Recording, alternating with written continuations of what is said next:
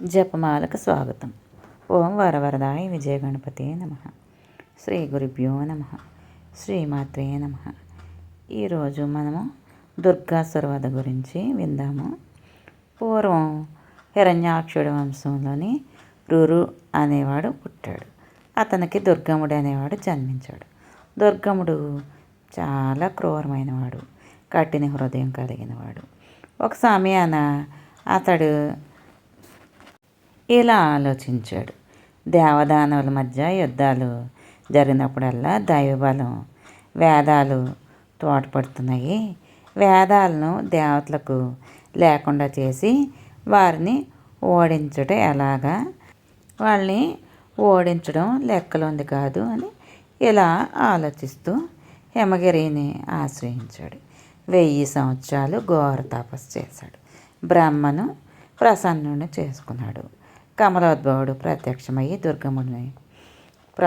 దుర్గముడు అంటున్నాడు బ్రహ్మతో, ప్రభు, నీవు ముఖం నుండి వెలువడిన వేదాలను నా స్వాధీనం కావించు, దేవతల్ని అవలేలగా జయించే బలపరాక్రమాలు నాకు ప్రసాదించని ప్రార్థిస్తాడు. పరమేష్ఠి అందుకు అలాగే అని చెప్పి అనుగ్రహిస్తారు.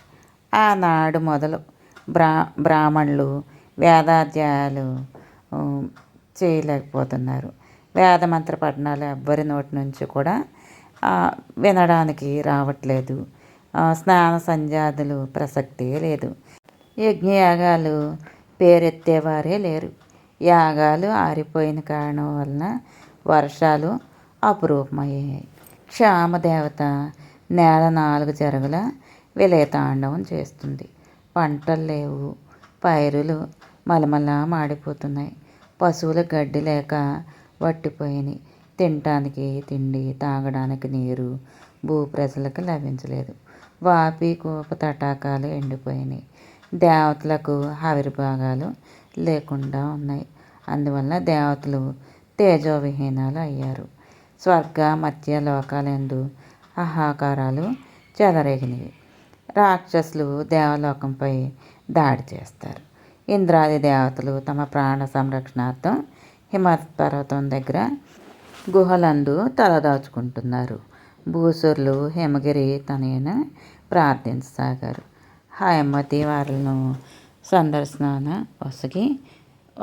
ఆమెని అడుగుతున్నారు దేవతలు. తల్లి, తిండి తీర్థాలు లేవు. 100 ఏళ్ళు అయింది. ఆకలి పస్తులతో చచ్చిన వారు చావగా మిగిలిన వారు కొన ప్రాణాలతో నీ దగ్గరికి మొరపెట్టుకోవడానికి వచ్చాము అని. దుర్గముడు మూలంగా మాకు ఈ దుర్గతి పట్టింది.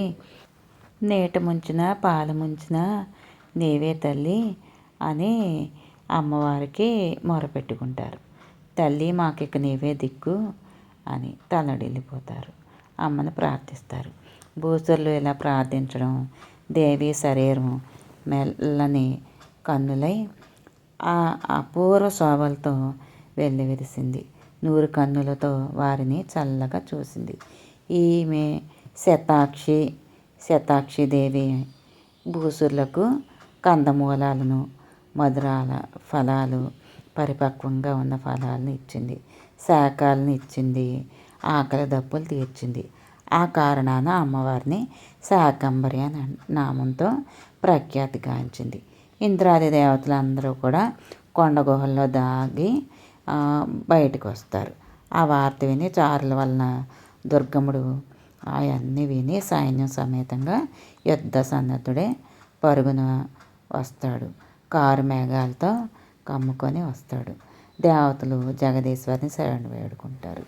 దుర్గమ్మకు దేవికి మధ్య పోరాటం జరుగుతుంది. ఆ సంగ్రామం అంతకు రెచ్చిపోయింది. ఇద్దరు కూడా ప్రయోగించిన బాణాలు సూర్యమండలాన కప్పివేసినాయి. ఆమె సారించిన పిడుగులు చప్పుడు భయంకరంగా ధ్వనించింది. దేవి ఒంటరిగా ఉన్నదని చెప్పి రాక్షసముఖ ఆమె ముడతారు. పరదేవత వారిని పై విజృంభించి హోంకరించింది. ఆ దేవి శరీరం నుంచి కాళి, తారిణి, బాల, త్రిపుర, భైరవి, రమ, బగళ, మాతంగి, త్రిపుర సుందరి, కామాక్షి, తులజ, జంగిని, మోహిని, చిన్నమస్త, గుహ్యకాళి, ఆయుధబాహుక అనే మహాశక్తులు ఉదయిస్తారు. దైత్యులందరినీ కూడా క్రీడా వినోదంగా వాళ్ళని రణరంగాన రెప్పపాటు కాలంన పీనుగుల పెంటగా చేస్తారు. నెత్తురు ప్రవాహాలుగా పారుతూ ఉంటుంది. అలా యుద్ధం 10 రోజులు జరుగుతుంది. 11వ రోజున 2 యామముల పాటుగా జగన్మాతకు దానవీరులకి యుద్ధం జరుగుతుంది. దుర్గమ్మకి చావు మూడిందని ఎంచి పరమేశ్వరి వాడిపై పదునైన బాణాలను ప్రయోగిస్తుంది. 4 బాణాలతో అతని రథాన్ని పూంచిన 4 గుర్రాలని నేల కూలుస్తుంది. 1 బాణంతో సారథి చనిపోతాడు. 2 బాణాలతో దుర్గమ్మని కన్నులు, మరి 2 బాణాలతో అతని 2 భుజాలు, 1 బాణంతో టెక్కము ఎగిరి 5 బాణాలను దానవుని గుండెకు గురి చేసి వదులుతుంది. ఆ దానవుడు నోట నెత్తురు కక్కుకొని పరమేశ్వరి పాదాల మీద పడి కడ ప్రాణాలు వదులుతాడు. ఆ దైత్యుని శరీరం నుంచి ఒక తేజస్సు బయటకు వస్తుంది. జగన్మాత యందు లీనమవుతుంది. దుర్గముడు అనే రాక్షసుని సంహరించినందువల్ల జగన్మాతకు దుర్గా పరమేశ్వరి అనే దివ్యనామంతో అమ్మవారు ప్రసిద్ధి. ఎల్లరూ కూడా స్మరించేలాగా ఆమె దీవెనలు ఇస్తూ ఉంటుంది. బ్రహ్మాది దేవతలు కూడా దేవిని 1000 విధాలుగా స్తుతిస్తారు. దేవి అమృతాందాసులను గావించి, మీ ఎడ నేను ప్రసన్నురాలనయ్యాను, మీకేం వరం కావాలి అని అడుగుతుంది. తల్లి కరుణమయి శాకంబరి, నీ దయ వల్ల మాకింకా కావాల్సిందేమీ లేదు. మహిషాసురుడిని మట్టుపెట్టావు, దుర్గముడిని పాయదొక్కావు, మాకు రాక్షస పీడను తొలగించావు. నీవు వరం ఇచ్చేదనన్నా మేము కాదు అని అనలేం కదా తల్లి. కృపామయి, ఆపదల పాలయ్యి సంకటంలో చిక్కిన మాకు రక్షణ కల్పించావు. మాకు ఏమిచ్చేది మీరే సెలవివ్వండి అమ్మా అని ప్రార్థిస్తారు. అందుకు దుర్గా పరమేశ్వరి ఇలా అంటుంది. దేవతలారా వినండి, మిక్కిలి గోప్యమైంది, దుర్లభమైంది ఒక స్తోత్రం ఉంది. నా 32 నామాలు స్మరించుట వలన సమస్త కంటకాలు, అష్టకష్టాలు, సర్వాపదలు తొలగిపోయి మానవుడు సుఖంగా సంతోషంగా ఉంటాడు. ఆ దుర్గాస్తవము చెప్తాను వినండి అని అమ్మవారు చెప్తుంది. ఈ దుర్గాస్తవము ప్రతిరోజు కూడా ఏదైనా సరే మీకు కష్టాలు వచ్చినా, బాధలు వచ్చినా, అలాగే ఇల్లు కట్టుకోవాలన్నా, కుటుంబంలో కలహాలుగా ఉన్నా, అన్నిటికీ కూడా ప్రతిరోజు కూడా 18 సార్లు కానీ మీరు అంటే 9 సంఖ్య వచ్చేలాగా మీరు అమ్మవారికి 9 సంఖ్య అంటే ఇష్టం కదా, అలా చదువుకొని అమ్మవారికి మీ కోరికలు చెప్పుకుంటే తప్పనిసరిగా నెరవేరుతాయి. దుర్గాస్తవం.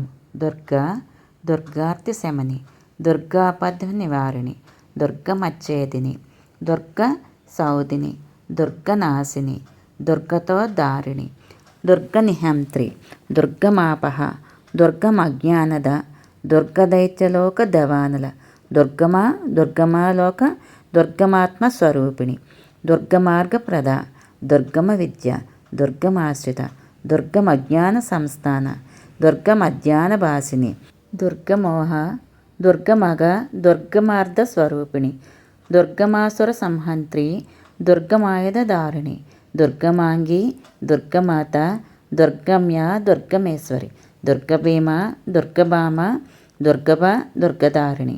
నామావళి మిదం యస్తు దుర్గయా మమ మానవ పఠేత్ సర్వ భయాన్ముక్తో భవిష్యతి న సంశయ. శత్రుపీడితుడు అయినను, దుర్భేద్య బంధన పతితుడైనను ఈ 32 నామాలు పఠించడం ఈ పీడలన్నీ వదులుతాయి.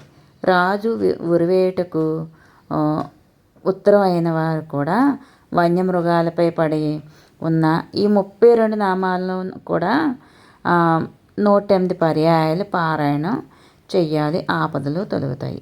ఈ నామావళిని 1000, 10,000 లేదా 1,00,000 పర్యాయాలు జపించిన సర్వోత్తమైనది. 30,000 పర్యాయాలు స్తోత్ర పారాయణం సలిపిన పునశ్చరణ సిద్ధించును. ఈ 32 నామాలను 100 పర్యాయాలను తలచిన, ఎర్రగన్నేరు పూలచే దుర్గా పరమేశ్వరిని పూజించిన, ధూపదీప నైవేద్యాలు అర్చించిన కార్యసిద్ధి కలుగుతుంది. ఈ దుర్గాదేవి ఉపాఖ్యానం వినిన వారికి విపత్తులు తొలగుతాయి. ఓం నమః శివాయ. ఎంతో ఇబ్బందులుగా ఉన్న వాళ్ళకి ఒకేసారి అని కాదు, ఇన్ని రోజులు అని పెట్టుకొని 108 సార్లు, అలాగే 1000 సార్లని, 1,00,000 సార్లని అలా లెక్క చెప్పారు కదా. దీనిలో చెప్పిన విధంగా మీరు కష్టంలోని బాధలోనే ఉన్నప్పుడు మీ కష్ట తీవ్రతను బట్టి అన్నిసార్లు చదవడం వల్ల, ఈ పూజ అది చేసుకోవడం వల్ల మీ కోరికలు నెరవేరుతాయని చెప్పి ఈ శివ మహాపురాణంలో చెప్తున్నారు. థ్యాంక్ యూ ఫర్ వాచింగ్ అండి. నేను చెప్పింది మీకు నచ్చితే కనుక నా ఛానల్ సబ్స్క్రైబ్ చేసుకోండి, లైక్ చేయండి, మీ ఫ్రెండ్స్కి షేర్ చేయండి. ఓం నమః శివాయ. థ్యాంక్ యూ ఫర్ వాచింగ్ అండి.